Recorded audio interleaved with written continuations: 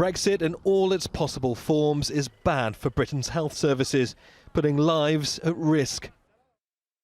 That's the conclusion of months of research looking at different Brexit scenarios, from leaving the EU without a deal to a slow, managed departure. One of the biggest worries is about recruiting and retaining staff. Under a no-deal Brexit, the government proposes a minimum salary threshold of $40,000, which could limit immigration of vital health workers to the UK, including nurses and newly qualified doctors. There's already a critical shortage of medical staff. The report's authors say Brexit will deepen the problem. Now, there is an argument that you could say that the people who are no longer coming from the EU can come from the rest of the world, and that's fine. But then you lose all the safeguards that the EU has built up, the alert mechanisms. So there are going to be a lot of problems with staffing the NHS. Of course, we can train more people, but it takes about 10 years to train a doctor, so that's not a short-term solution.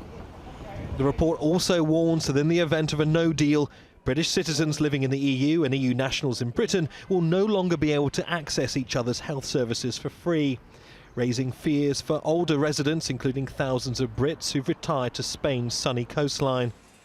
Without new laws on imports and exports, supplies of medicines, blood products, vaccinations and medical equipment are also at risk. Some medicines can be stockpiled, but others, such as radioactive isotopes used to detect cancers, cannot. The health of the National Health Service remains central to the Brexit debate.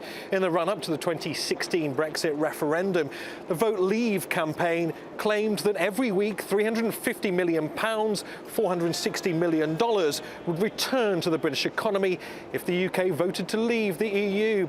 The claim was even put on the side of a bus, but it wasn't true. Despite that, a lot of people still believe it. Whatever happens here in the UK, the health of the economy matters. If it contracts, as it has been doing over the past few months, then it's likely to put the NHS under increasing strain.